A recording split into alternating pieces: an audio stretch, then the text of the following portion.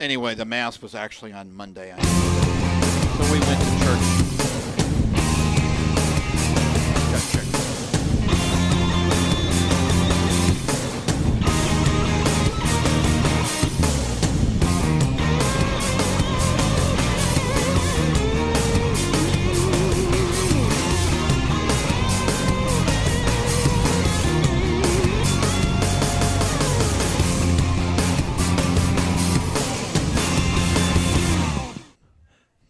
Well, I woke up this morning. Well, I never really went to bed last night, Bob. But this is Irish Bill's Twist on Sports. We're here. It's Wednesday night at Culver's in downtown Navarre. Where else would Seminole Bob and Irish B be on a Wednesday night? Nowhere else but Culver's. That's right. And we're here. I mean, we're last week of the regular season in high school football. Mm-hmm. The Pac-12 is starting their six-pack schedule this weekend.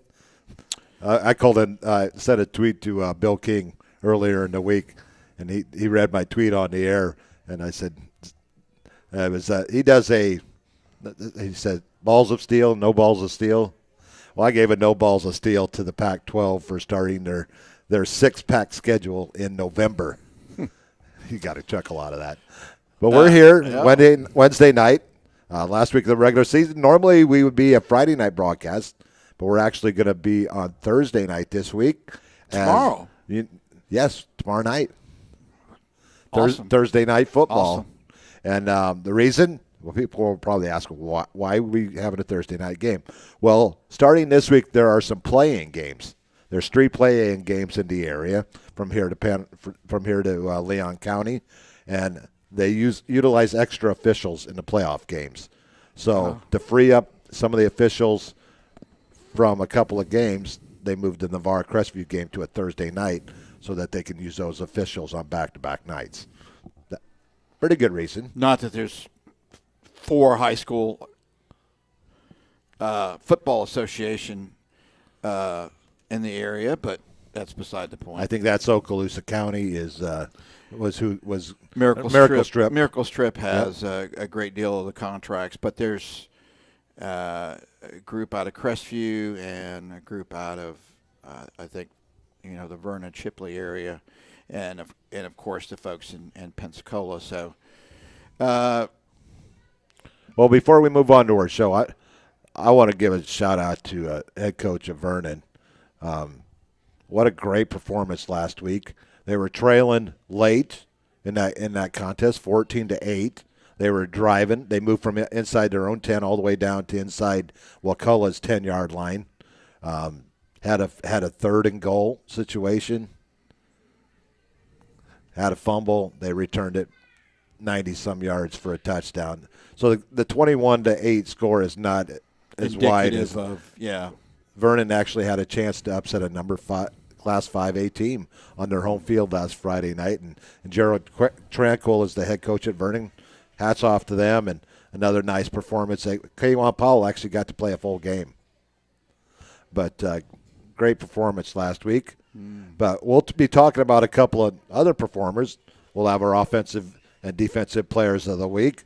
One of them kind of has a hometown vibe here coming into this week, and we'll talk about that a little bit later.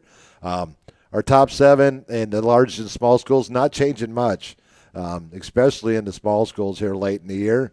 And our top 4 in the large schools has basically stayed the same most of the season. And but we'll get to that a little bit later in the show. We're going to talk about the schedule coming up. Like I said, with our players of the week, we're going to do our high school and college picks. We got a lot of games to pick coming up this week, Bob. And I'll tell you how we did last week as well. There's games tonight. The MAC. In fact, what number 1 on our schedule tonight is we're going to pick Bowling Green at Toledo. That's going to be played this evening. Might have even already kicked off. I don't know. Yeah, I haven't heard. But I'm not going to follow that game. So Holy Toledo. Holy Toledo, Bowling Green at Toledo. You ever been to Toledo? I have. I have too. Mm-hmm. Been through it a couple of times. Bowling Green also. Bowling Green is in Kentucky, correct? No, that's Bowling Green, Kentucky. That's where Western Kentucky University is at. Yeah. There's a Bowling Green, Ohio as well. There is. Right, and Miami of Ohio is playing right now, playing the Chippewas. Yeah, they used to be the Miami used to be the Redskins. Correct. But they have changed their name since then to be politically correct. But football on a Wednesday night. Gotta love it. Oh, man. So now we got Wednesday night, Thursday night, Friday night, Saturday night, all college, and a couple of high school. And then we got Pro NFL on Sunday night and Monday night.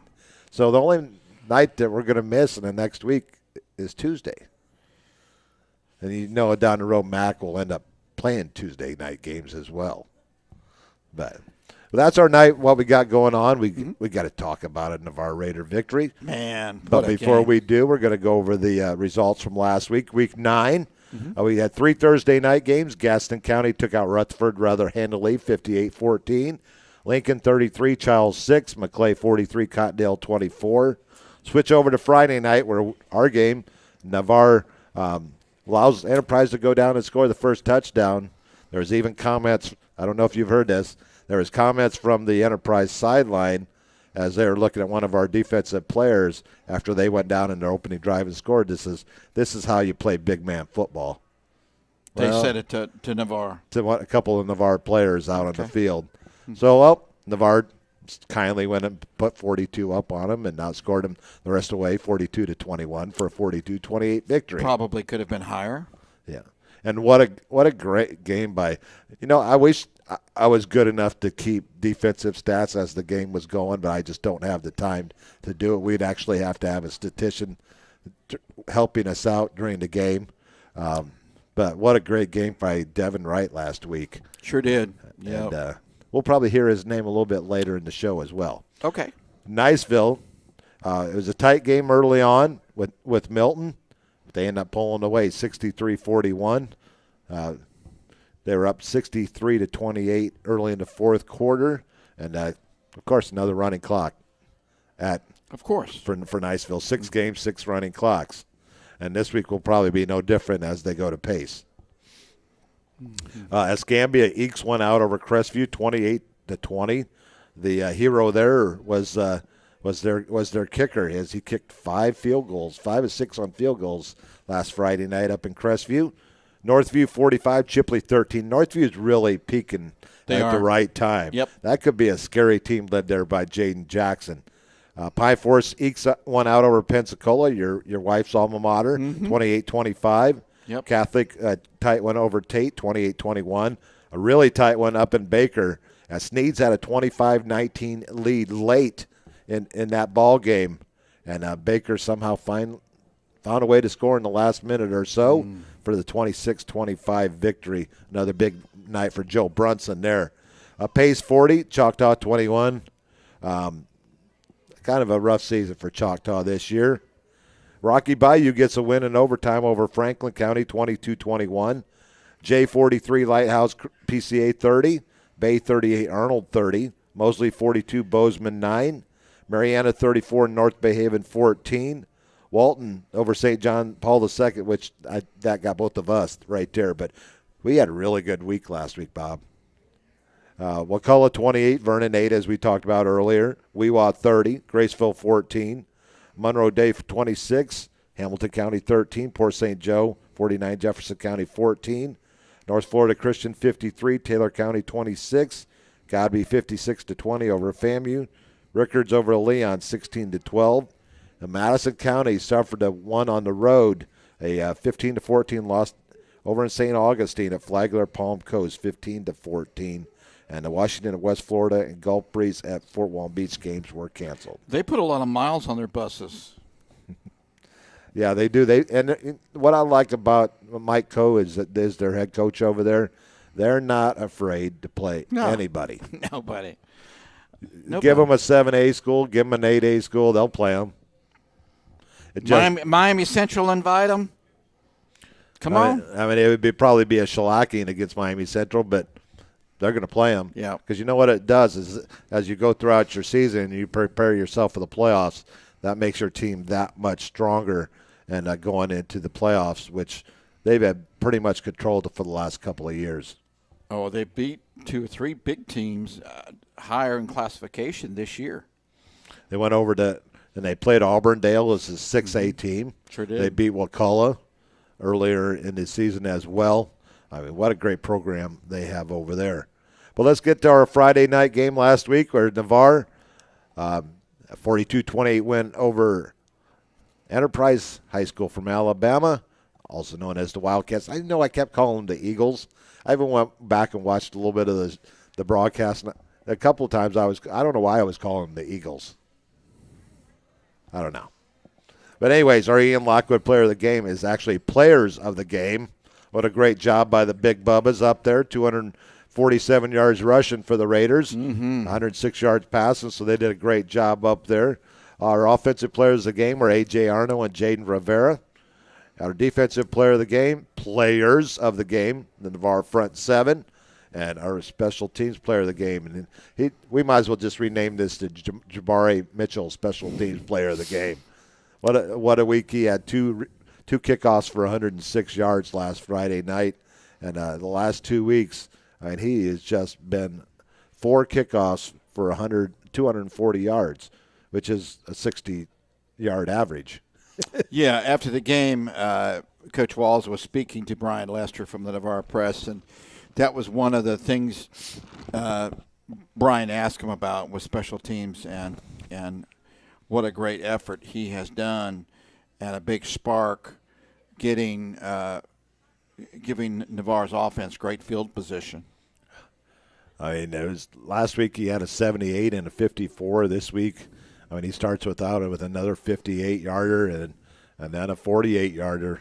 And I mean, you got to love it. And you know, all 4 of them had something in common is they all went right up the middle. You think Crestview is going to put anything down the middle this week? I mean, you think teams would watch film and see.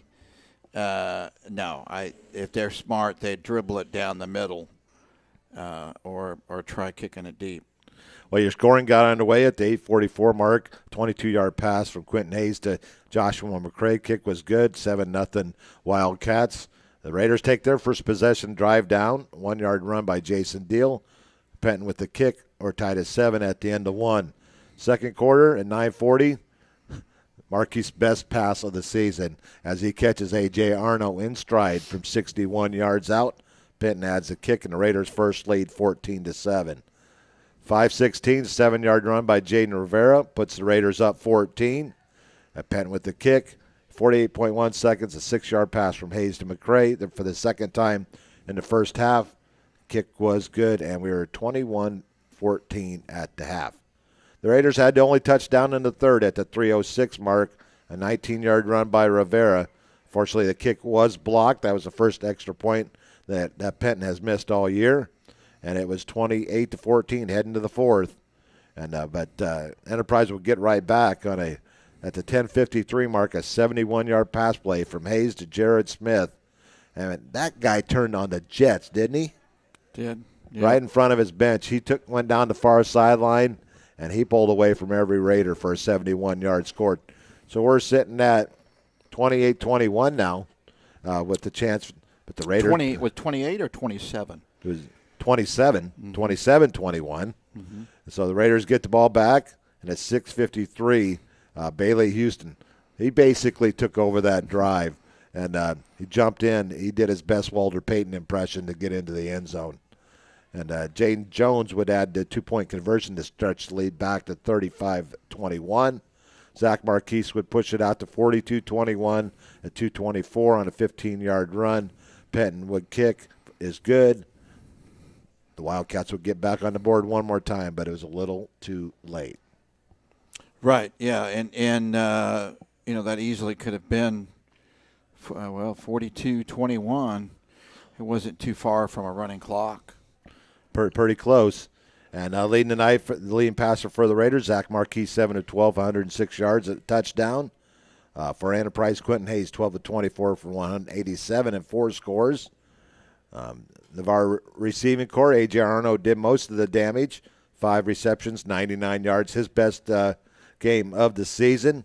He coming off, remember what game he had his best game last year? Irish Bill wasn't in town. Oh, against Crestview. Was against Crestview. Yeah. And that 52-14 shellacking of the Bulldogs last year. And Enterprise receiving, Jarrett Smith, he had a nice game, 7 receptions, 2 touchdowns, 147 yards. Jaden Rivera with another outstanding night, 26 carries, 151 yards, and 2 scores. And leading the way for Enterprise was Joshua McCray. That was a large young man. Not fat, just solid. Correct. And it took 2 or 3 defenders to bring him down almost every play. And he returned kickoffs as well. Pretty darn good at that as well. Special Didn't teams. He punt as well? He did. Yeah. Preston Penn finished 4 of 5 on the night, and he averaged 39 yards on 3 punts for the Raiders. But leading the way on defense, Devin Wright, 18 tackles. Good Lord. 10 solo, 8 assists. Derek Percival had quite a night himself. 10 tackles, 5 solo, 5 assists, an interception, and a tackle for loss. Sebastian Melendez with 10 tackles as well. And Marcus Fedorkowicz with his best game of the season, 9 tackles, 7 solo, and 2 assists. Add another sack to the growing list of sacks for Grady Kelly. He's up to 20. Let me see. I got it right here. He is up to 23 now in his career, 4 on the season. Go with 6 tackles for loss. And excellent games on Friday night for the Raiders as they bounce back with the Big Bubbas back in tow. Yeah, we worried about the game. We didn't know how Navarre would respond. They had been off some, I believe, or they'd been off a couple weeks. So, but boy, did they respond on homecoming. Got a couple of guys checking in. Kent, Joe Settle will be with us tonight. He's going to be working the camera for us tomorrow night. Oh, good. He normally works on the Niceville Chain Gang on Friday nights, but he's going to be joining us up in Crestview tomorrow night. And there's a chance that we may be inside tomorrow night. Really? Yeah. I got a message back from Coach Hatton earlier in the week. And he said, when you get about 15 minutes out, just drop me a text. And so we may be inside tomorrow night. I'm going to bring a jacket just in case. And I'm going to bring my 100-foot extension cord just in case. you never know. No, right. Promises made, sometimes promises not kept. But we'll see. And we had Coach Hatton on the Southern Gentleman Sports Show earlier in the year. Had a great conversation with him, as we do with all of the local coaches here in the area. We should be good to talk more, but we've gotten basically to all college football now on Saturday mornings. And we got a great event coming up this Saturday over at G.I. Jades and in Fort Walton Beach. 9 to 1 we'll be doing the broadcast from there, as Pac-12 Dave and Georgia Dog will be over at G.I. Jades, and myself and Tiger Mike will be back at the studio. Once it's over at 1, we'll head on out to G.I. Jades and catch the Florida Gators against the Georgia Bulldogs. I may have to come over and watch a little bit of it. I know Florida State plays home game against Pitt, but we'll just have to see how it works out. Tiger Mike's daughter is a 6th grader at our school. She is a very talented 6th grader. Yeah. She is a dancer, I believe. Okay. So ballet, I believe. You're not from the South. I am not. Right. So, why not include you as one of the Southern gentlemen? You know, I've been wondering that. I try not to. I'm not one to toot your horn. That's why I said it. Toot my own horn or burn any bridges. So I like the role that I'm in, and when I get my opportunities, I take advantage of them. I don't know if you had a chance to catch the show last Saturday. We had Eli Gold on last Saturday morning. Really? Yes. Great interview. Love talking. Holy cow. I met Eli a couple of years ago in Pensacola at a hockey game. He is the voice for the Birmingham Bulls in the SPHL. I didn't know that. He is. He actually got his people think that he's got his start in football, which I did myself until I ran into him and made a fool of myself. He said, well, how did you get into hockey? He goes, well, I actually got my start in hockey. He used to be the play-by-play for the St. Louis Blues. Okay. And then because he's from New York originally. Okay. And does a great job. Well, we had him on for a segment and followed him up with the famous Alabama running back, Saron Stacy. You remember Saron Stacy? Yes. Yeah, we had him on. Was Tebow there? Tebow was not. Unfortunately, we have not been able to work things out with his staff. Eventually, we'll get him on, but had Saran Stacy, and I don't know if you know the story about Saran Stacy. He played at Coffeyville, Kansas for a couple of years, junior college. Right. But he had a dream to play for Bear Bryant in Alabama and running out of the tunnel in front of the $1 Million Band and playing for Coach Bryant. And he had this dream when he was 8 years old to play for Alabama, and he kept his dream and he worked hard, and he ended up playing 2 years at Alabama. And but a couple of years ago, him and his family, his wife and his 5 kids, were traveling through southern Alabama over in the Dothan area, and they got hit in an intersection by a drunk driver. Unfortunately, he lost his wife and 4 of his 5 kids in that night. And if there's a man that would be bitter about life, you would think it would be him, but no. That's at that time he turned his life over to God. He's gotten remarried. We're going to hopefully have him on the show again in the near future. Great interview. I had a chance to ask him a question. I said, with going to Coffeyville and playing 2 years in a junior college environment, far away from home, how did that help you prepare yourself for playing at Alabama? And not too many times you hear a response from an individual that you're asking the question to that, hey, that's a great question. Well, I was humbled that he thought that my question was a great question. He ended up talking the rest of the segment, the last 8 minutes of the show, on my question. So I felt pretty good. But yeah. Well, you are a gentleman.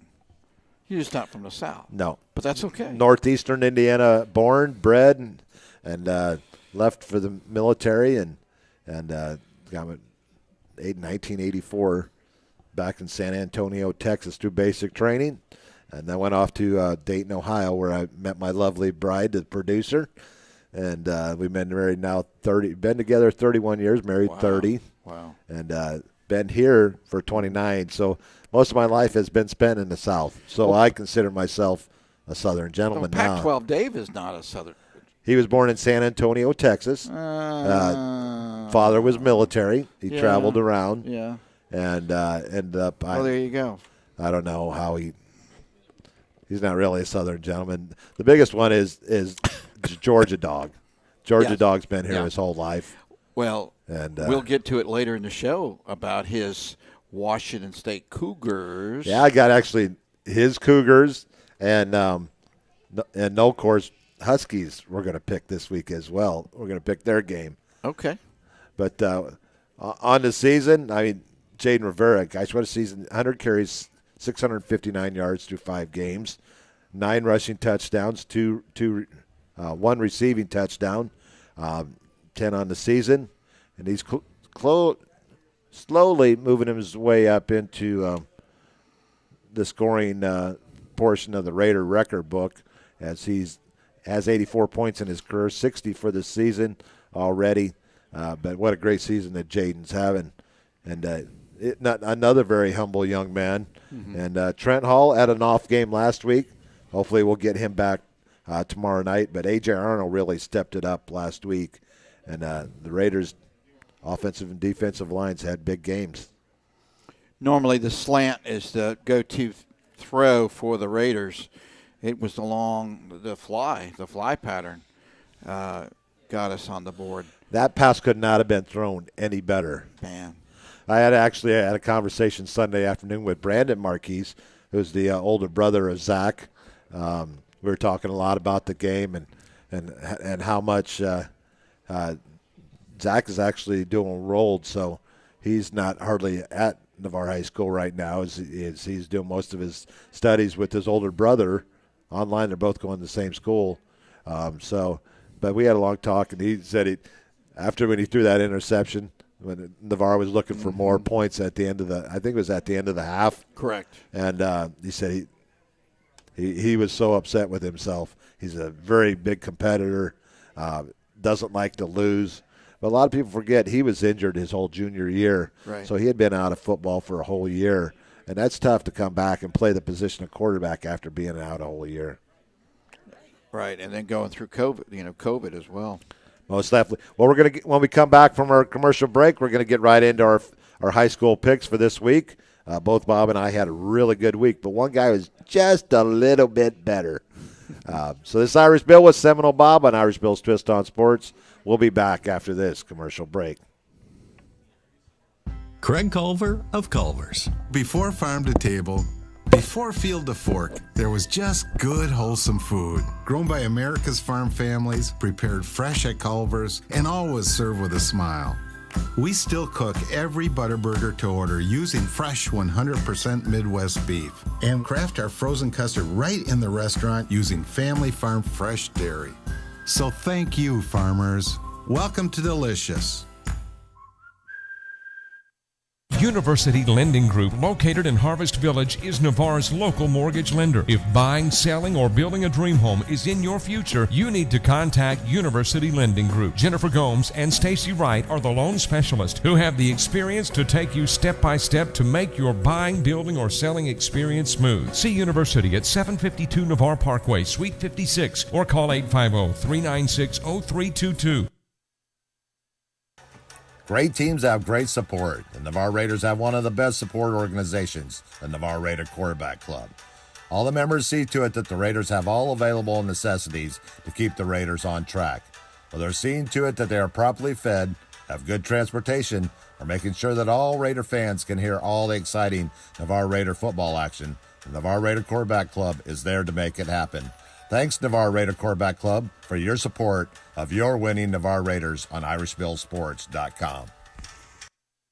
A strong work ethic takes pride in a job well done. This is the kind of person you need. Express Employment Professionals can help because we understand what it takes to hire the right person. It takes real people, real interviews. We find good people, matching the right skills with the right jobs from the production floor to the front office. Express knows jobs. Get to know Express. Go to expresspros.com to find a location near you. Navarre Raider Sports is brought to you by Ursula Householder of Coldwell Banker Residential Real Estate, your local real estate connection. With Ursula, you got a positive, helpful partner for buying or selling a home. Ursula can help with all of your real estate needs. Whether in the Florida Panhandle or around the world, her 16 years experience in real estate will work for you with innovative marketing strategies. Thinking about selling your home? Call Ursula for a free marketing analysis to see if you qualify for one of the incentive programs. Call or text 850-642-5711. Email ursula.householder@floridamoves.com or go to householderhomes.com. Go Raiders! Your fans are all behind you at the field or while you're watching at home.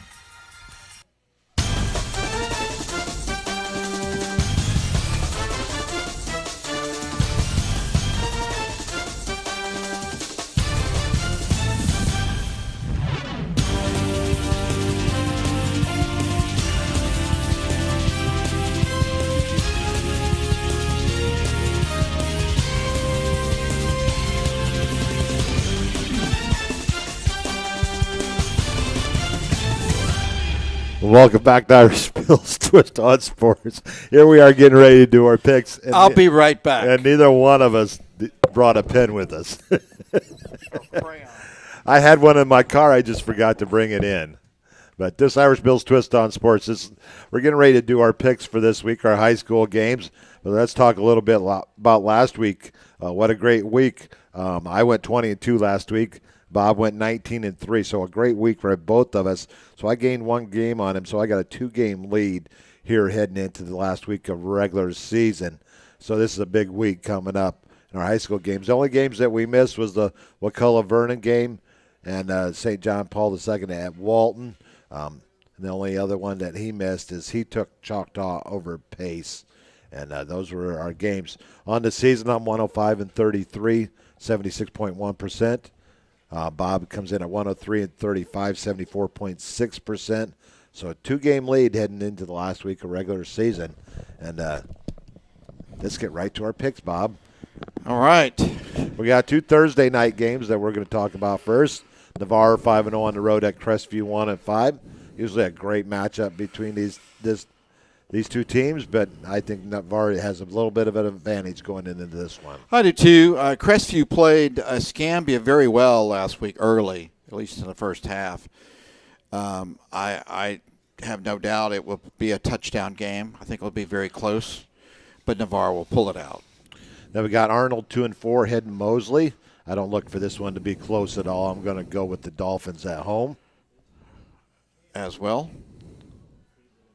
As the Marlins venture away from the abyss. From the abyss. Then we go over to the SSAC North Florida Conference tournament at the end of the season. The championship game, you've seen 6-1 Port St. Joe and 8-0 Baker will be played at Baker tomorrow. I think that's Friday night. Correct. So championship game there. And I'm going to go with Baker to remain undefeated, but I think Port St. Joe is going to give them all that they want. It's hard to root against Baker. Especially at home. And Port St. Joe has a running back too, by the way. They do. But they've been getting it done through the air this year with Cole Amison at quarterback. He's been getting it done. And but this should be an interesting game when the Tiger Sharks and the Gators. Tiger Sharks and the Gators. I'm going to go with the Gators. Like I said, it's tough to pick against Baker. Yeah, I was Coach thinking Brunson and that team over there, that program.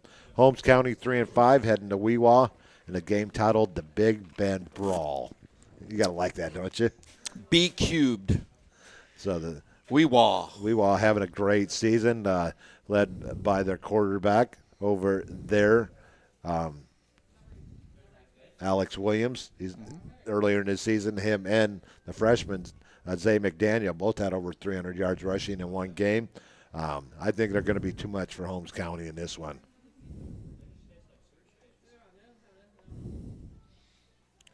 Are we settling? Are we thinking about a not so fast, my friend, or are you going with the Gators as well in this one? I'm going to go with the Weewa. Okay. Now let's flip the sheet over to Friday night. Washington 3-2. They've been off for a couple of weeks. Both of their games have been canceled. Milton, I think, just too solid in this one. In a playing game, the loser doesn't get to go to the playoffs. You know, that's so wrong.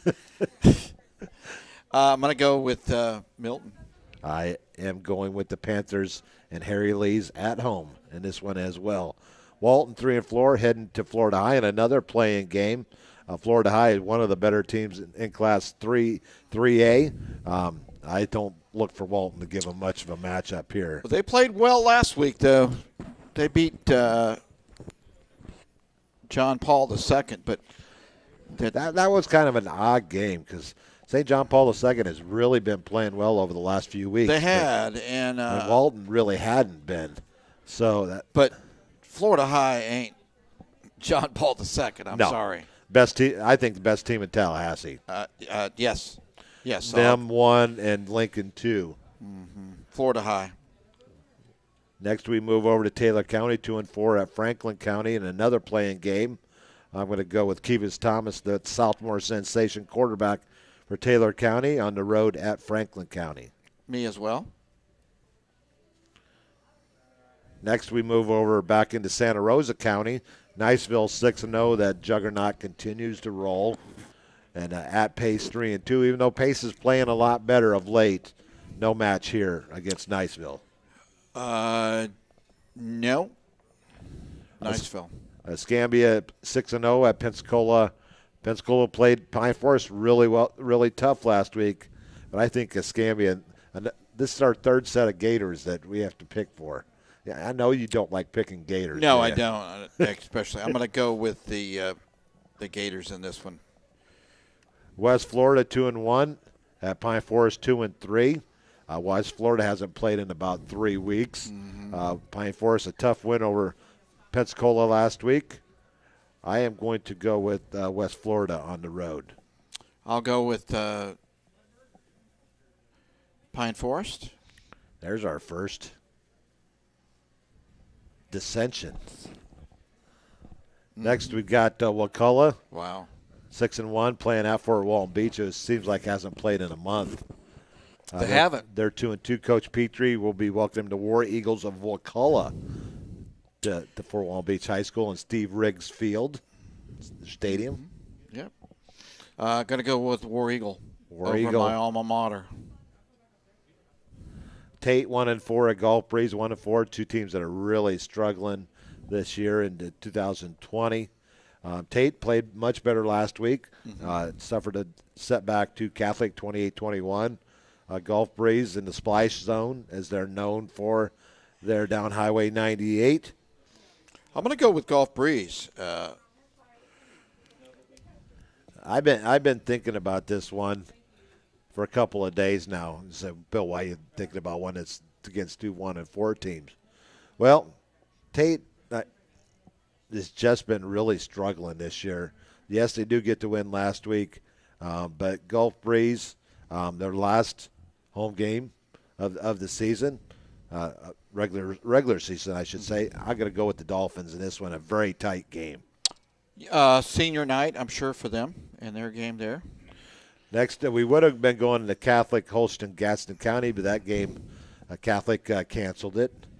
So there'll be no game over there in Pensacola Catholic.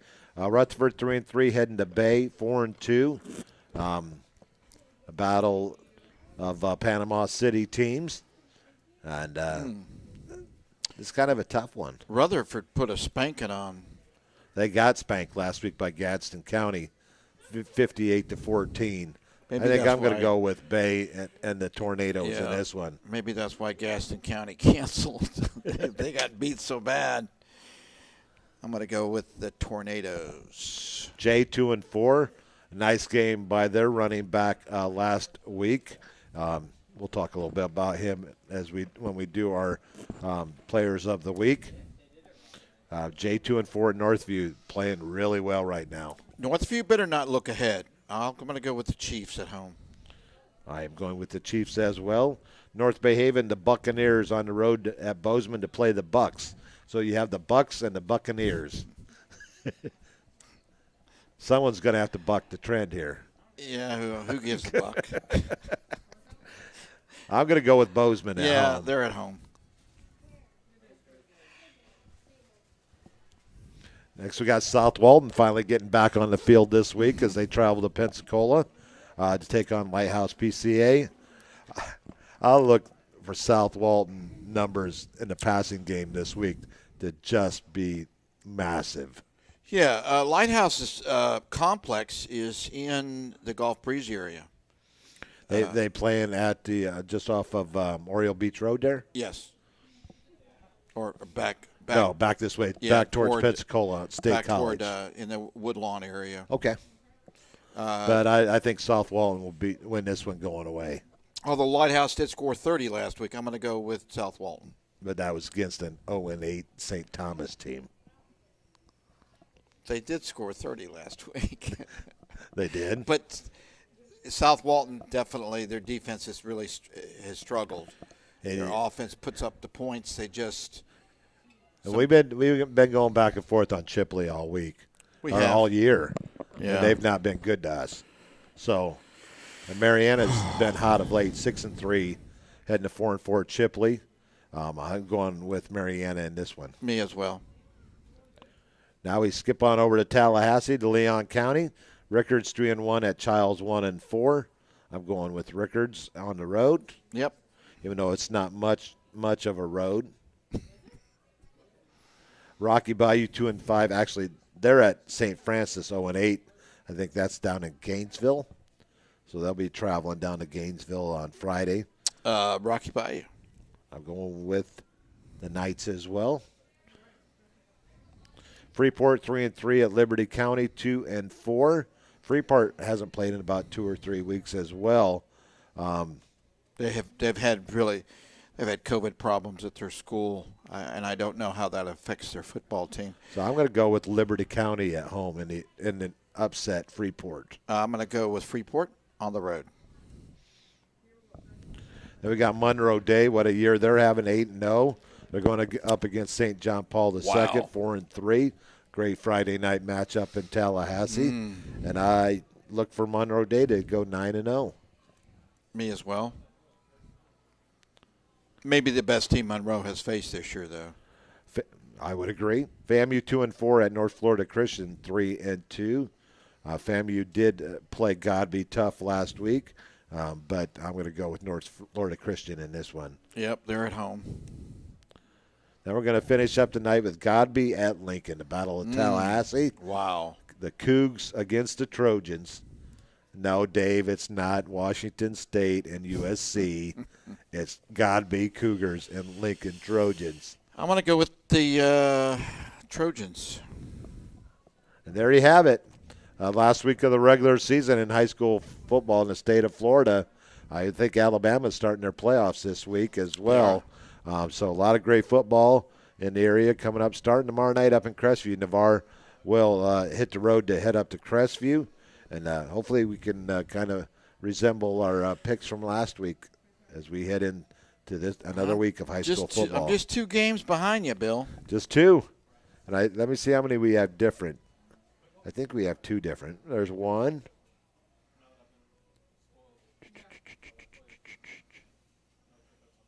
2 different. So we could be tied. We could be. Or I could have a 4-game lead. But we could be tied. The eternal optimist. Yeah. I always like to try and stay positive on things. And you know what my blood type is? A positive. B positive. Be positive. I'm A positive, so we're always positive. It's in our blood. Just the 2 of us. Anyways, let's move on over to the recent classification standings in the season, the rankings put together by Joshua Wilson of FloridaHighSchoolFootball.com every week.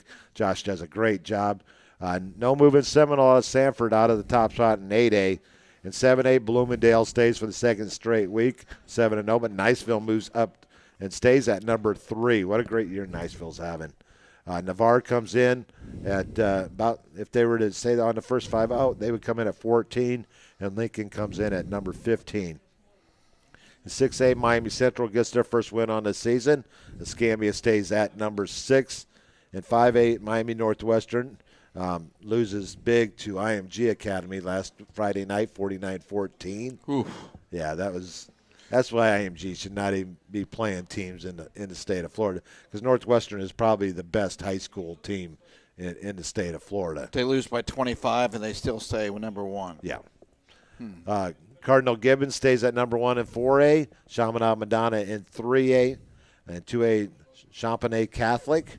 They stay at the top spot in Madison County despite the loss. They stay at number 1 in Class 1A. Vernon at 2, Baker at 3, and Port St. Joe at 6.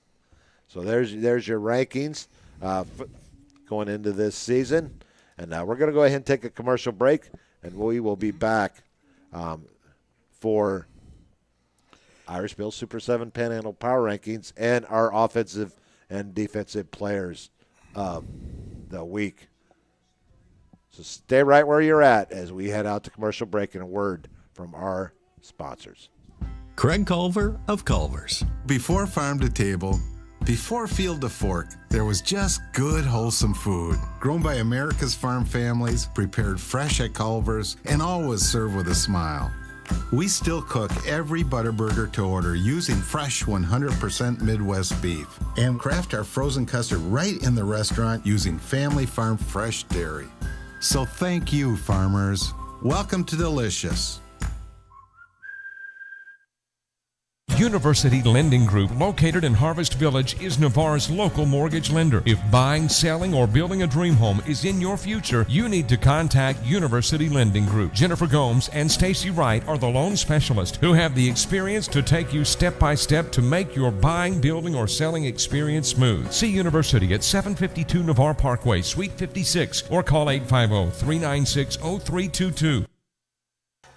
Great teams have great support. The Navarre Raiders have one of the best support organizations, the Navarre Raider Quarterback Club. All the members see to it that the Raiders have all available necessities to keep the Raiders on track. Well, they're seeing to it that they are properly fed, have good transportation, are making sure that all Raider fans can hear all the exciting Navarre Raider football action. The Navarre Raider Quarterback Club is there to make it happen. Thanks, Navarre Raider Quarterback Club, for your support of your winning Navarre Raiders on IrishBillSports.com. A strong work ethic takes pride in a job well done.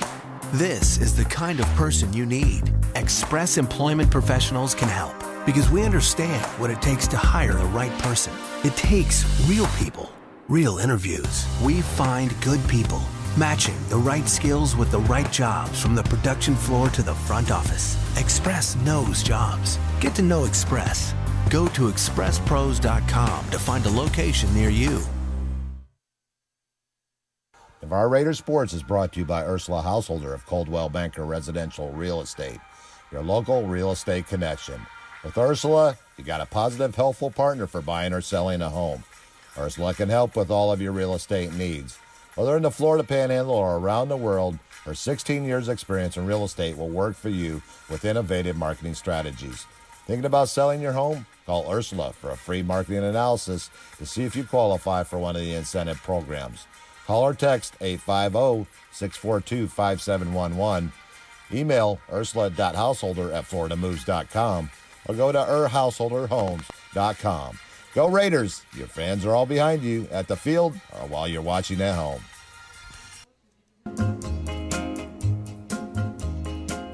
They're playing our song, Bob. We got to play it at least once a night, our Friday night games or at our show. You got to play it because that's where we do our best is on the roof.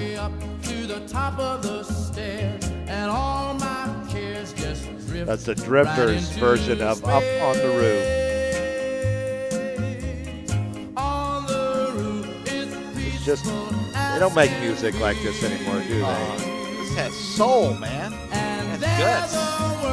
Not like some of the other stuff. Unlike that fast-paced music that they play today, like that.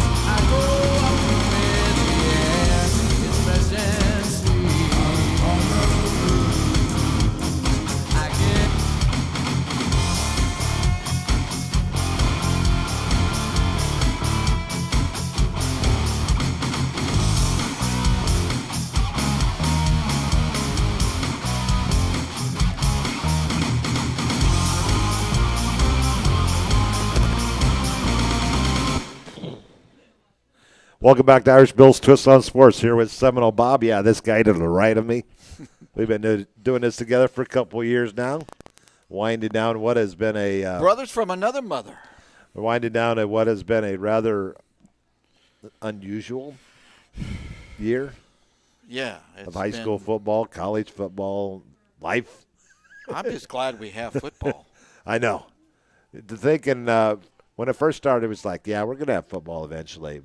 But as the summer got going, it's like, are we going to have football this year or not? Really, yeah. And then, fortunately, the Florida High School Sports Athletic Association I got together, and they got a season going for us. It's been odd at times, playing one week and playing not the next week.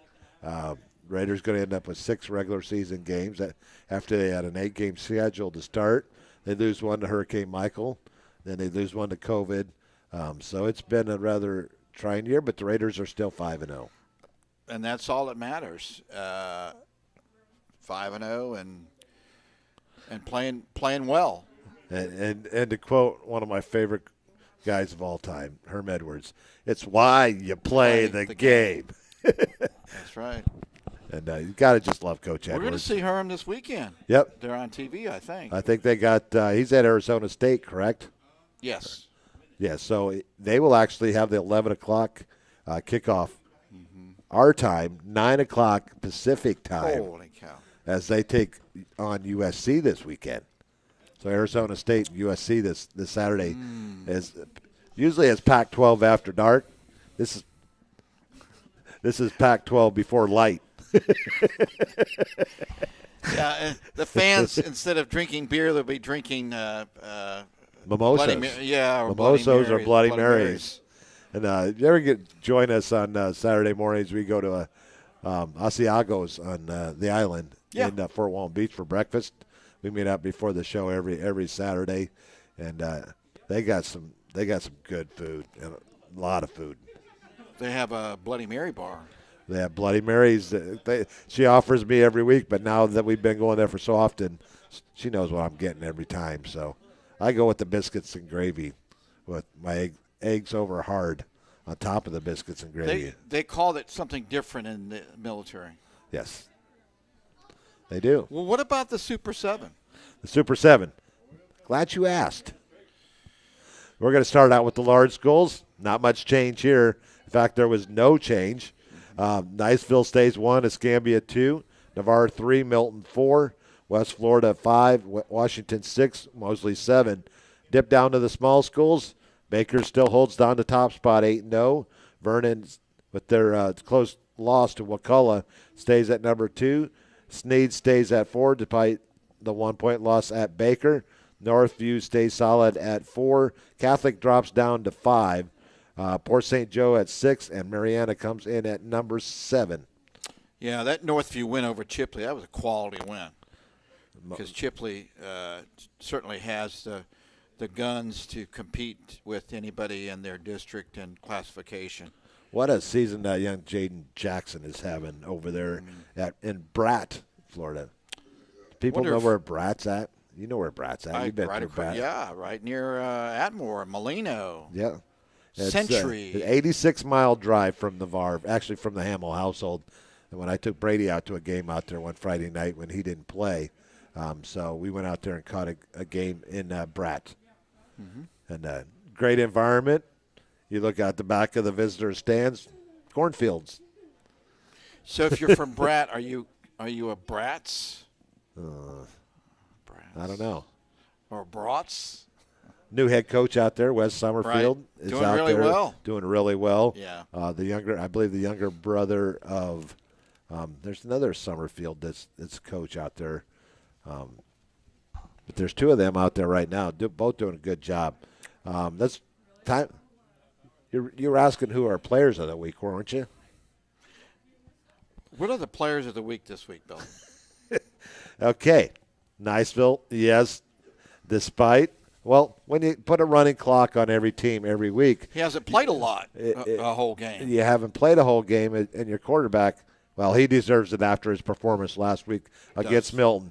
Yeah. Niceville's Trey Wainwright is our offensive player of the week as he continues to be lights out in 2020 as he went 16 for 23 for 288 yards and 3 touchdowns in a 63-41 win over Milton. Great job by Trey this game and all year long for the Eagles.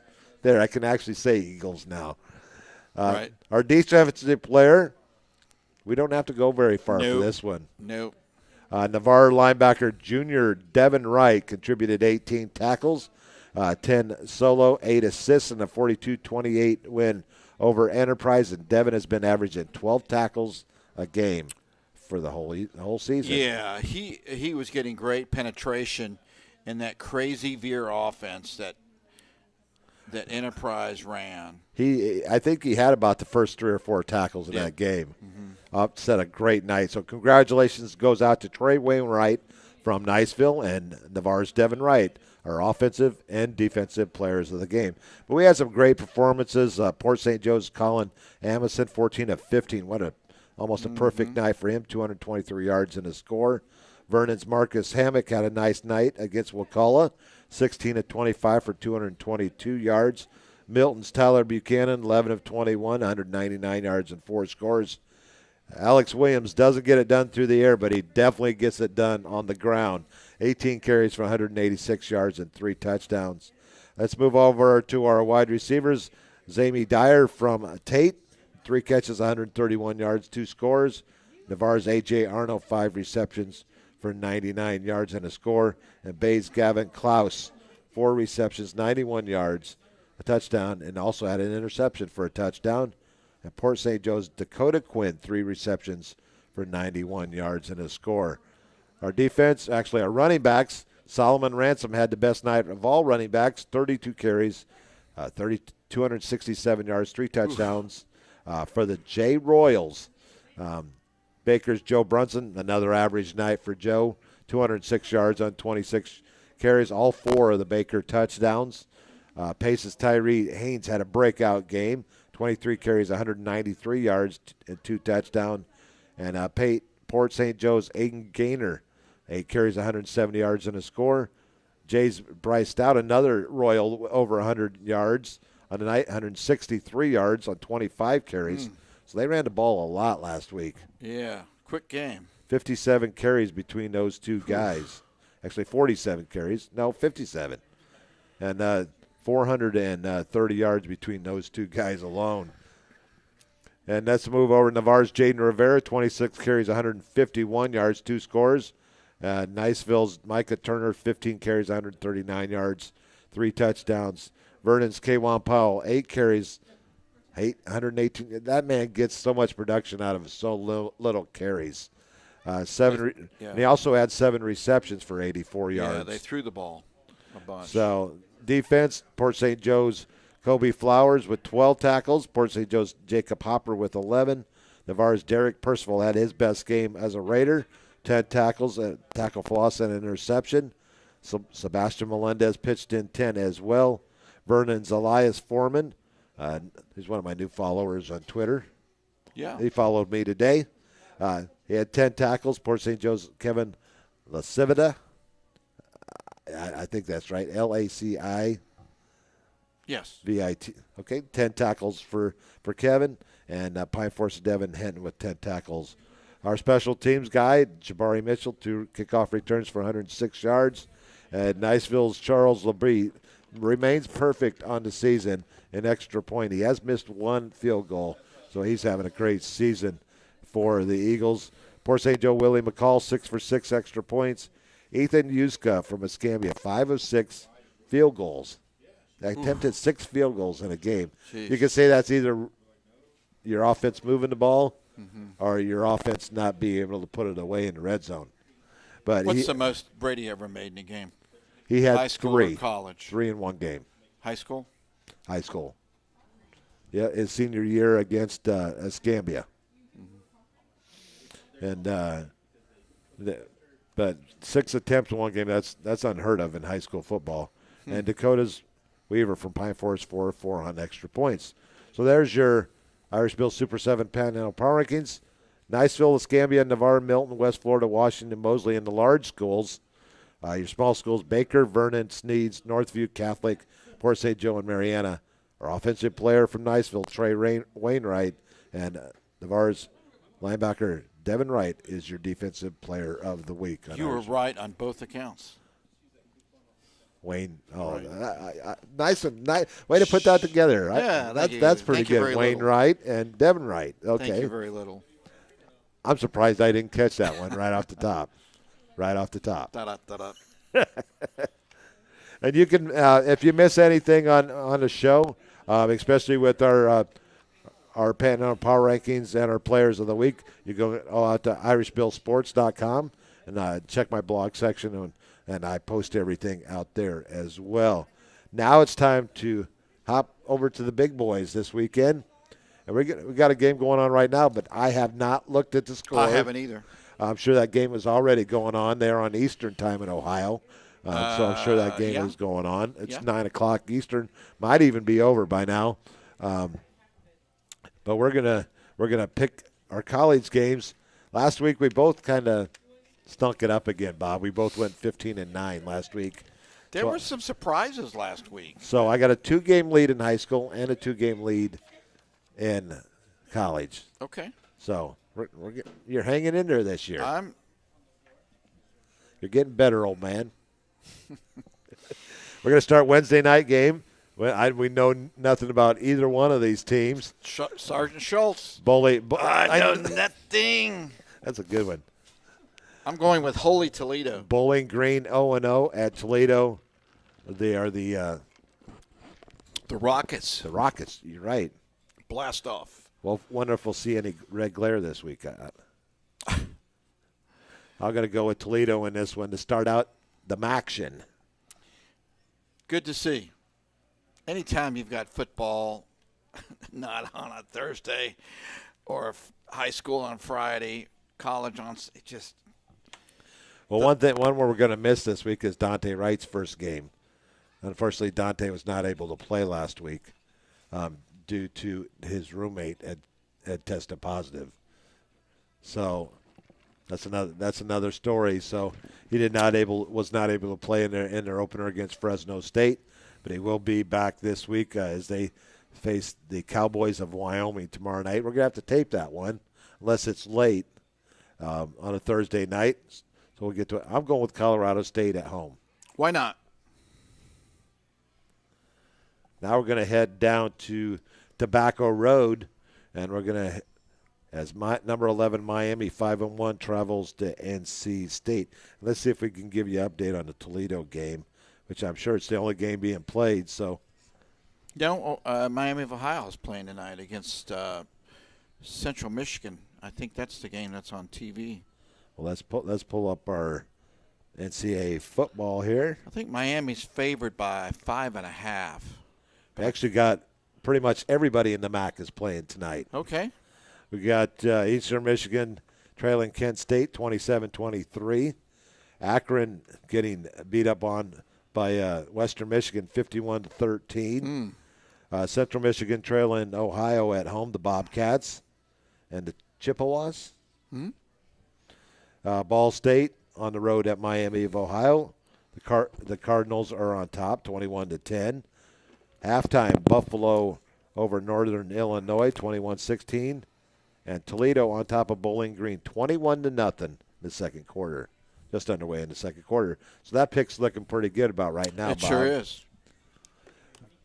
But now let's get over to our Friday night game. Miami is a 10.5 point really? dog I thought it was on the road at NC State. Now I'm going to go with the Hurricanes on the road. Hurricanes. Let's head over for the big one this weekend. The 6:30 kickoff between, I think, 6:30 or 7 against number 1 Clemson. Had to fight back from down 18 last week to win over Boston College 34-28. I know I'm going to pronounce his last name wrong, but this is what I call him. DJ Ugalele. Like ukulele with a G. Yeah, exactly. 7-0 at Notre Dame, 6-0. Notre Dame with the longest winning streak in college football right now with 14 games. Do you believe that's going to be broken this week, or do you think they're going to continue that? I'm going with the Irish in the upset at home. Is it an upset? Good point. Tigers or Irish? I'm going with the Tigers. You got to play a little catch-up, but that's not a bad pick. I kind of favor my home teams. I hardly ever pick against my – Notre Dame's got a great offensive line, right? And their defense has really been stepping up this season as well. And Clemson's defense is younger than it has been. Of course, they were all 5 stars, but they're young. They're going to be really good, but not yet. Could be a field goal game. I'm going to stick with my pick with Clemson. But if D-Day doesn't do well, you can book it, Dano. Ian Book and the Irish. Book them, Dano. Number 9 BYU playing their toughest opponent so far this season. They're 7-0. They're going to Boise State, the team we don't like. We don't like Boise State here. They'll be playing on the blue turf. I'm going with the Cougs. I'm going to go with the Cougs. We were going to talk about Wisconsin-Purdue next, but not so much now. Yeah, as Wisconsin cancels again. Mm-hmm. A battle of the academies this week. West Point and the Air Force Academy. Air Force 1-2, Army 6-1, having a great, quiet season. I'm going to go with the Black Knights. Probably going to win the Commander-in-Chief trophy. I'm going to go with the Black Knights. I think one of the best matchups this weekend. Numbers 25, Liberty breaks into the top 25 for the first time ever. They're 6-0 under coach Hugh Freeze. A tough play to play in Blacksburg at Virginia Tech. Virginia Tech with a big win last week, 4-2. Does the undefeated season stop here at Virginia Tech? I'll give you the it's probably a pick'em game. Actually not. They have Virginia Tech favored by 14.5. Oh, it's hard to go excuse against. me. Hard to go against those numbers, but I'm going to do it. I'm going with the Flame. Cinderella. I'm going to go with Cinderella also. Nice. Next we have UNC, another tough loss, 44-41 last week to Virginia. UNC, I mean, they had a great performance out of their quarterback, but they've just given up too many points. They're going to be on the road 8 miles down the road, Chapel Hill to Tobacco Road. Another Tobacco Road game. I'm going to go with the Tar Heels. Me as well. West Virginia, fresh off a nice win last week over Kansas State, taking on number 22, Texas. Both teams 4-2. I got to go with the Longhorns at home. Well, they won, in overtime last week. 41-34 last week over OK State. West Virginia does not play well on the road. I'm going to go with Texas. Sam Ehlinger. Number 18, Shmoo. 6-1 at Temple. The Owls struggling this year. I'm going with the Mustangs on the road. Going with Shmoo. Dr. Jekyll and Mr. Hyde, number 23, Michigan, 1-1 at number. Yes, 13. Listen to me.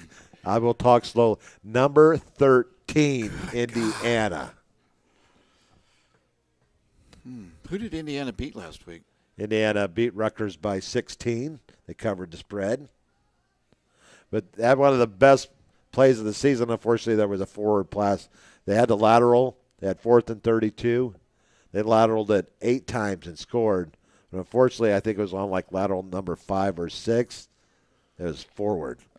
So that nixed that, and that was pretty much the end of the game. I'm going with Indiana at home.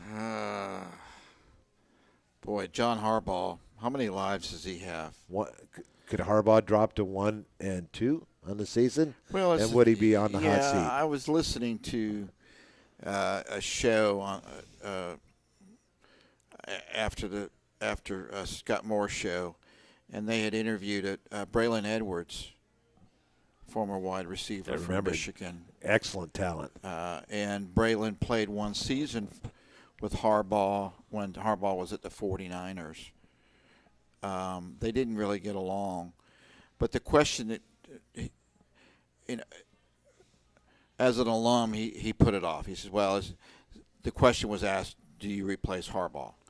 And he says, well, it's not for me to decide. But the host of the show said, well, who are you going to bring in? Fickle from Cincinnati, his name was brought up, and the coach from Iowa State, Campbell. I like Matt Campbell. I think, Fickle coached at Ohio State, didn't he? Played and coached at Ohio State. He's an Ohio State guy through I'm going to go against my better judgment. I'm going to go with a rebound game. I'm going to go with Big Blue. They are 3-point favorites in this game. Next we got drum roll, please. Welcome to the dance, Pac-12. Arizona State, 11 o'clock Central kickoff. So that means that's a 9 a.m. kickoff out on the left coast. Breakfast instead of breakfast at Wimbledon and breakfast at Los Angeles. Yep. We got Arizona State at number 20 USC. I'm going with the Trojans at home.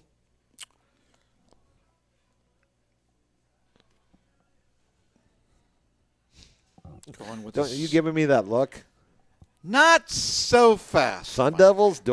Is it Sun Devils, right? I love Herm. I just love him. I loved him as a player, as a coach, as a commentator. He's just an aura of positiveness.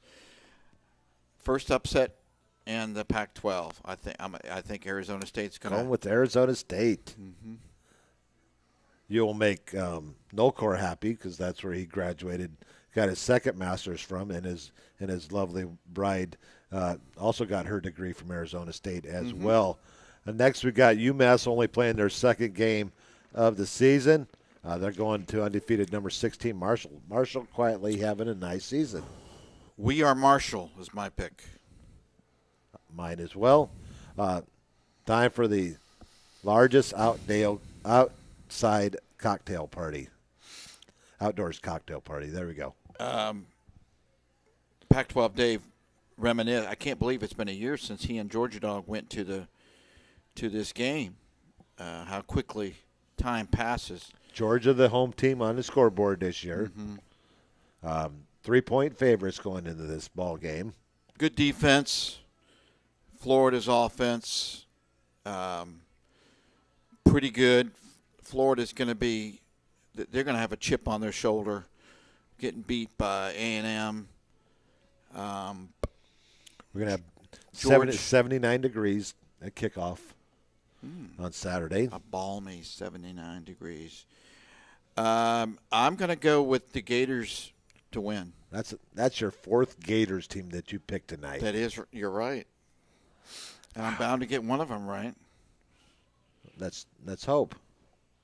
Bob going with the Florida Gators. Wow. I like what Traska's doing.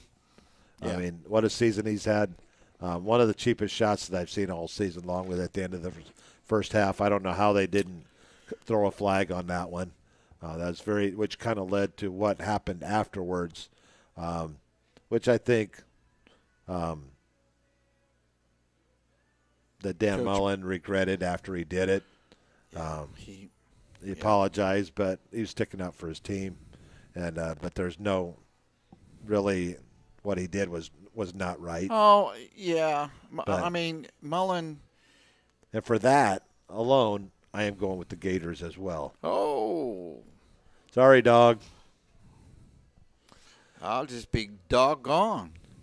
Houston 2-2, and number 6 Cincinnati 5-0 on the season. Another Cougar team. And before we go any further, this is the perfect opportunity to say congratulations to one Coach Tommy Tuberville, the latest senator from Alabama.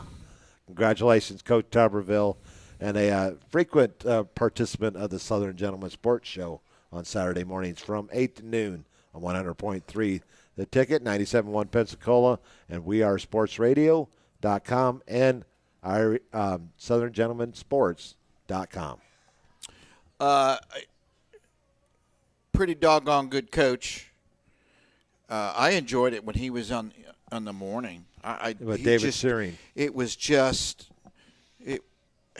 he and the neighborhood raccoon story about getting into garbage cans were flipping hilarious. And I think he's going to make a great U.S. senator. Oh, I do too. I do too. And he caught a lot of crap during the race. First time he ever has run for office, and wish him all the well as he starts his new career at the ripe old age of. It's a 6-year term, man. Yeah. So I'm going to go with Cincinnati in that one over Houston. I figured you were as well. Yeah. Kansas 0-6 at number 19 Oklahoma. Oklahoma finally finding their way. I think the Sooners will be at large in this one. They better. Maryland 1-1 at Penn State 0-2. I got to go Nittany Lions. Tulia had a big game last week for Maryland. Yes. Also that's right. Yeah. Also known as Thria. Thria. A 1, a 2, a 3. Penn State gets off the snide this week at home. But if not, 0-3, James Franklin. Short list. hot list. Again, the question comes up: who are you going to get to replace these guys? Good point. I mean, James Franklin. Who would be better than James Franklin? I mean, Franklin's name was mentioned for the Florida State job and a couple of others. I'm going to throw a name out there. What about Hugh Freeze? Hugh's going to get a job next year. And what a great job he's doing at Liberty this year. If Liberty wins this week, Liberty, they better take up no offense, a special collection at Liberty College to try to keep him around. But, you know, when they hired him, they knew that he was what the big picture was, I think. Most definitely. Yeah, so I'll Penn go State? with Nittany Lions. Pitt 3-4 at Florida State, 2-4. Florida State's actually favored in this game. They better watch out. Pitt started off hot, lost 4 in a row now. I'm going to go with the Seminoles at home. Me as well. Oklahoma State drops to 14, 4-1 at Kansas State. Tough loss against West Virginia last week. Chuba has not had a good start to the season. No, and do you think possibly he could have been better off going to the NFL this past season instead of coming back for his last year? Maybe. Just pray he doesn't get hurt. I'm going to go with Kansas State here. I'm going with Kansas State. Wow, at home they're tough to play at home. I'm going to go with Kansas State as well. Texas A&M 4-1 at South Carolina 2-3. A&M hitting their stride. I got to go with Kellen Mond and the Aggies there.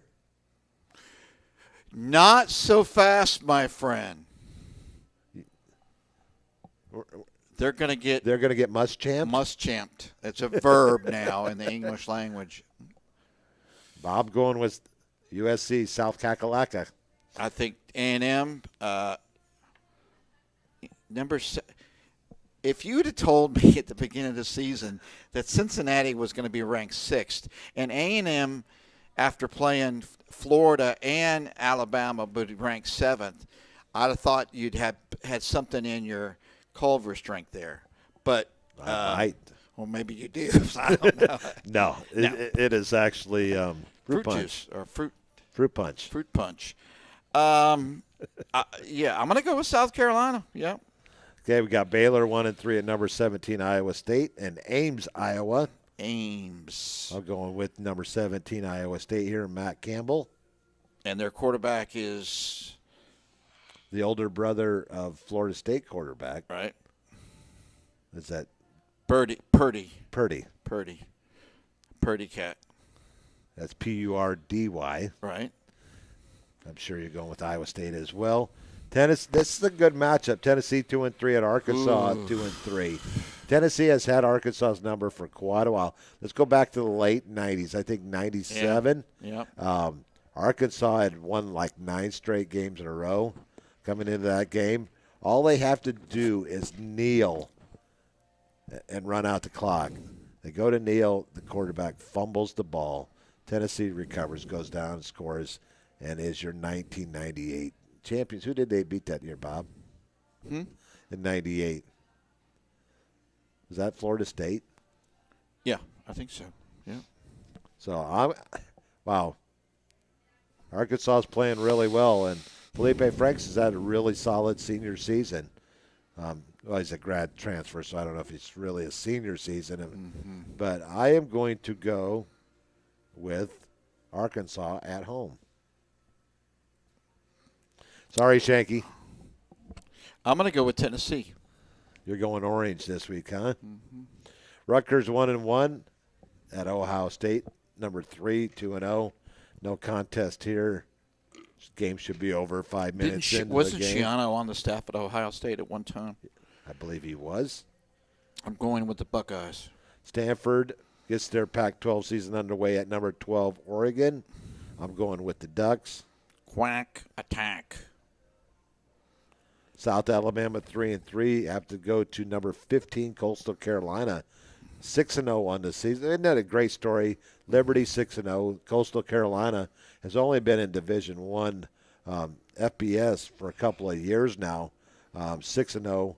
A former Navarre Raider played at Coastal Carolina, Christian Gill. He played there.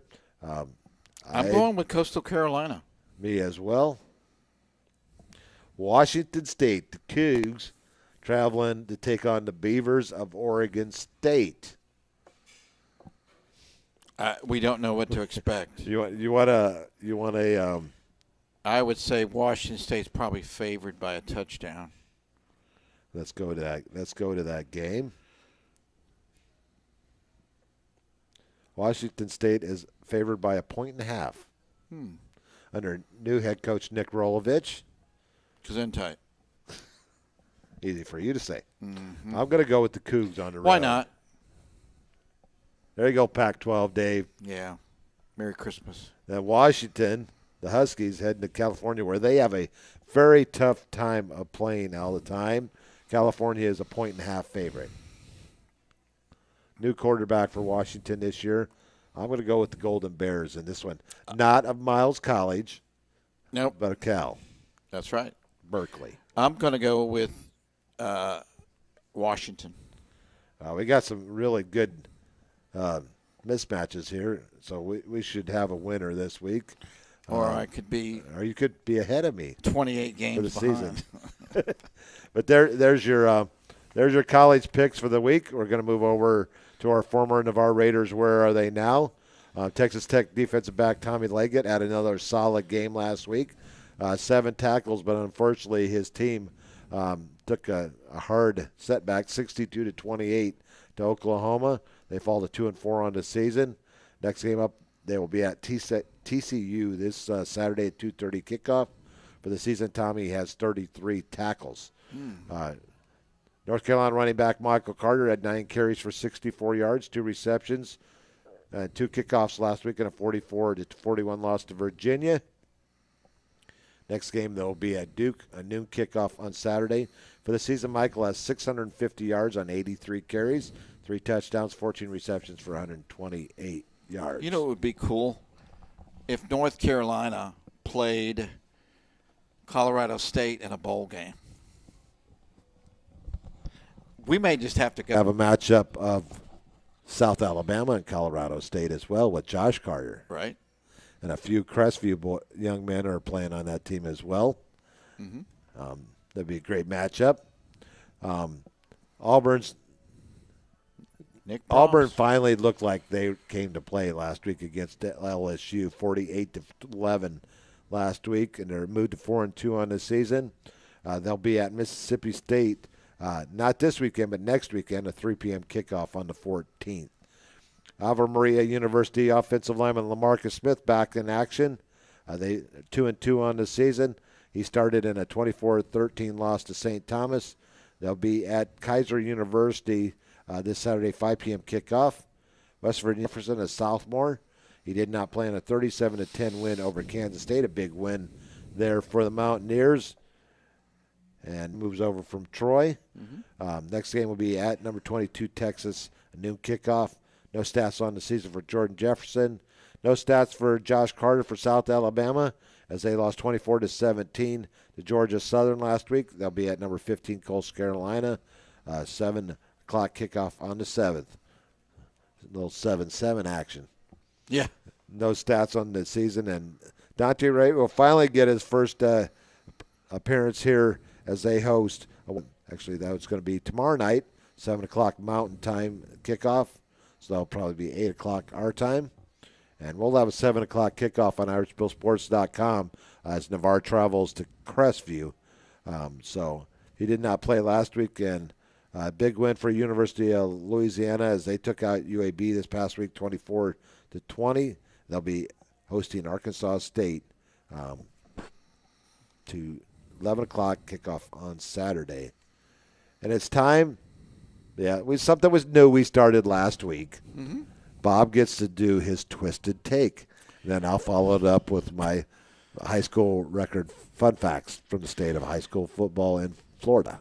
I will attempt to be brief. My Twisted Take this week, last week I talked about the need for middle school sports in Santa Rosa County. This week I'm going to tackle the state of Florida. Not that Ron DeSantis doesn't have enough on his shoulders, but here's my take.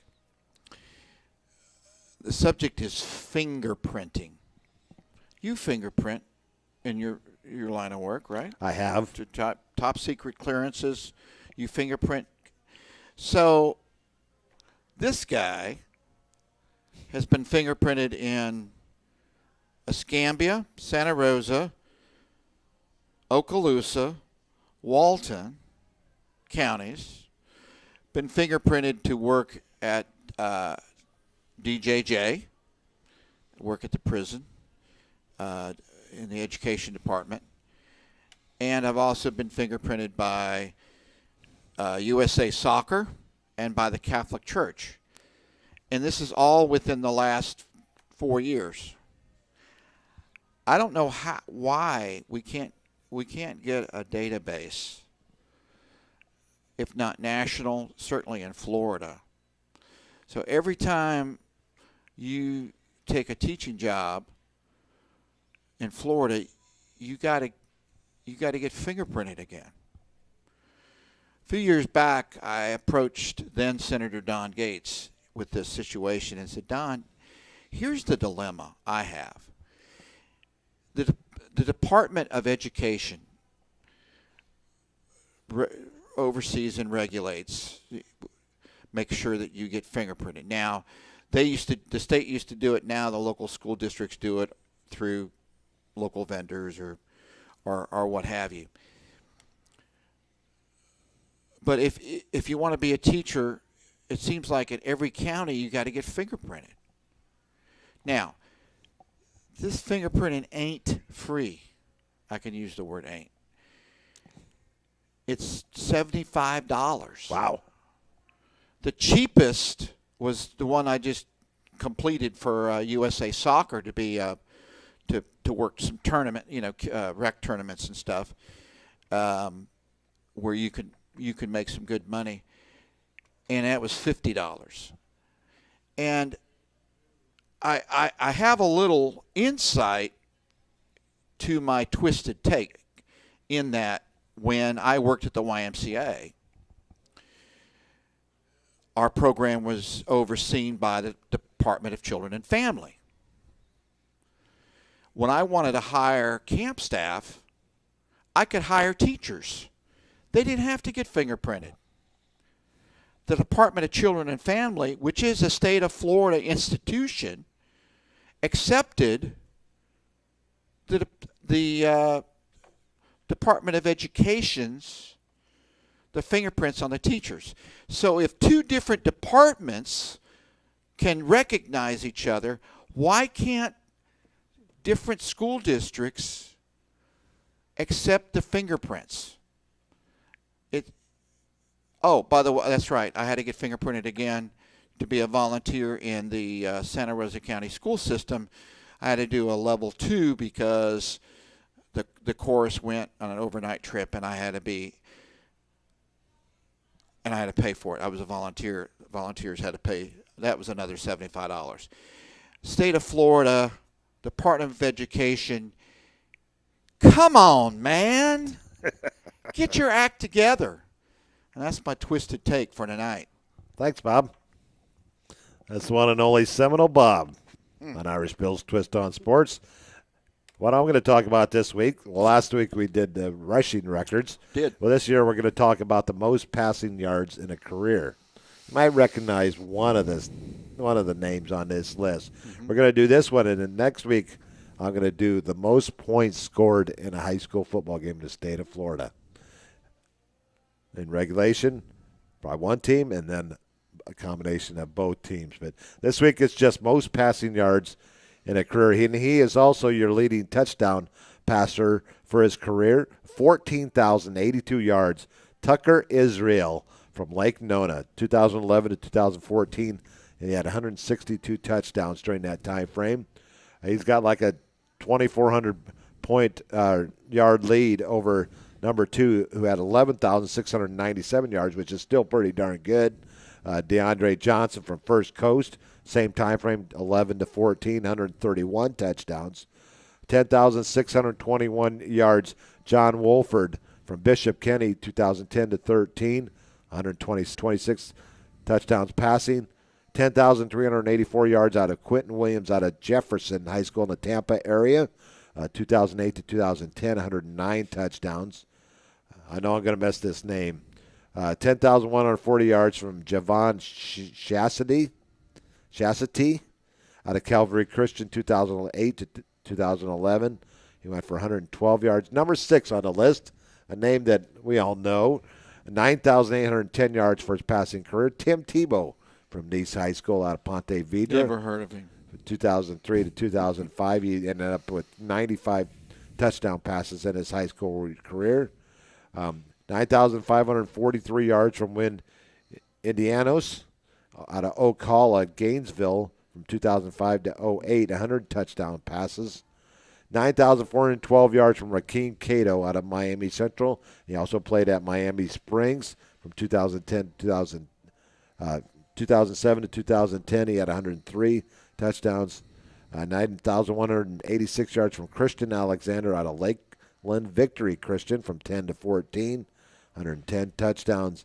And finishing out, I believe that's my top 10. 1, 2, 3, 4, 5, 6, 7, 8, 9. Top 10. Number 10, also over 9,000 yards, Xavier Lee, who is a Florida State. Has played at Florida State. He played at Seabreeze High School 2001 to 2003, 98 touchdowns. And that's your Florida High School football fun facts for week number 2. Good stuff there. Tebow, he could sling it. That he could. Probably still can't. Well, he can. Yeah. But he's doing a great job with the SEC network now, and I think that's where we're having a hard time because he's busy Saturday mornings. I was going to say, how does he have time? But, yeah, great. Well, let's look at this game coming up tomorrow night. We'll be on the road at Crestview. Mm-hmm. Crestview struggling a little bit, but they have been playing much better of late. They're led by senior sensation Marquise McCoy. You'll see him running out of the Wildcat most of the night. He's an athlete. He's the best athlete on that Crestview football team, and they like to get him the ball as much as possible. But the VAR team coming shows that they could show signs of pass, but mainly they're gonna run it right down your throat. Yep. Do they call it the Bulldog instead of the Wildcat? Touche. Yeah, I think Navarre showed they could play a pretty physical ball game. The Big Bubbas came back. I'm sure it was a very emotional game for them. The players that played against Andalusia that played both ways, I'm sure were ecstatic. Like Grady Kelly, they were a little fresher in the game, and it showed. It showed, and they were ecstatic that those guys, the Big Bubbas, were back. The Big Bubbas were back. Expect a good ball game. Crestview plays so tough. Every ball game that I've ever broadcast up there, no matter who they're playing, Fort Walton or Navarre, Crestview plays hard football. Very well coached team. Coach Tim Hatton, I believe he's in his 7th or 8th year up there now. A great program up there in Crestview. And Coach Walls, in his 9th season, won his 81st game last week in his 102nd game. So 81-21 through his – it's just incredible the consistency that Coach Walls puts forth every season at Navarre. Absolutely. Absolutely. And Crestview's not going to forget the thumping they got last year. The only game that I have missed of Navarre in probably about 10 years, and you guys did a great job with what you were given with the bandwidth issues that you had last year. Mm-hmm. But a great performance by the Raiders, 45 in the first half against Crestview, 45-14 at halftime, I believe. Mm-hmm. And they went on to a 52-14 win in that one. And an excellent night from Tyler England. He had 4 touchdowns, 3 interceptions. What a great night for Tyler in his last game in a Raider uniform. Not done playing football. He is up at Huntington College. Hopefully we'll get a chance to play this upcoming season as they will come back on the field I hope Montgomery. we'll have an appearance from the GOAT. Since I won't be surprised. Joe Settle is going to help us out with the camera tomorrow night. Yep. Joe's a Niceville guy. I've known Joe for a long time. He's going to come up and help us with the camera tomorrow night. Ammo out of pocket. Out of pocket? Out of shells. Well, they're going, she had her MRI. She's got a partial tear in her bicep. Ouch. And so doctor said no lifting, no tennis, backpack on the other bag, on the other shoulder, rather. And so it'll be the Joe, Irish Bill, and Seminole Bob tomorrow night from Crestview as the Raiders will take on the Bulldogs to finish the regular season in high school football here in the state of Florida. Looking forward to it. Could be a chilly night, but join us. Special broadcast. Let's see however many states we can get. Every time it seems like we've got 6 or 7 new states. Well, we had a young man. He won't say he's young, but out in Arizona last past week, and he chatted me up this morning. I'm going to be listening. He's out in 29 Palms, California this week, and him and all the other the Marines will be tuning in to watch the game on Thursday night, and they'll give us a big hearty hoo-ah, hoo-ah, ho. And I always love it when I hear it's not just the games that you broadcast that makes it special. Is when you have the fans that you're reaching that can't be there for the game, so they're able to watch the game on IrishBillSports.com, and we get to hear from them on our YouTube live chat throughout the night. So tune in tomorrow night as the Raiders go on the road to face Crestview. And I'm sure many of the Marines perhaps have played high school football. You get to see the big boys on TV, the IMG academies, the California teams, the New Jersey teams, and the Michigan teams, and other Florida teams, Texas teams that are so good. But Friday night, it's going to be Thursday night lights, but to reminisce about playing high school football and telling their stories, sharing their stories, and being able to bring it to family and friends all over the United States and to moms and dads and uncles and aunts that are overseas serving us. That's just such a big thrill for me. It is, and a lot of people say, Bill, well, why did you get into broadcasting? Well, one, I got a love and a passion for sports. But being down here in Navarre, military area, military town, it's my biggest thing getting into this was being able to reach those that can't be there, and especially with all of our military husbands and wives, fathers, mothers that can't be there. They're deployed or they're TDY, and it's our opportunity to bring it to them. So in their little piece of the world, wherever they may be, we may be that ray of sunshine that gets them through that tough day on the road wherever they're at. And if they're standing post, can't watch it live, guess what? IrishBillSports.com. You can go back and watch it anytime. Right. Or you can go out on YouTube on Irish Bill Sports Live and catch it out on YouTube. And you know, with the smart TVs now, it's an easy hookup. All you press is YouTube, and you can watch Raider games right on your big screen TV. The Raiders. So, for Seminole Bob, this has been Irish Bill's Twist on Sports. Until, normally I'd say Friday night, but until tomorrow night, we'll be in Crestview where the Raiders take on the Bulldogs. May the wind ever be at your back. This is Irish Bill signing off. Good night, Navarre. God bless.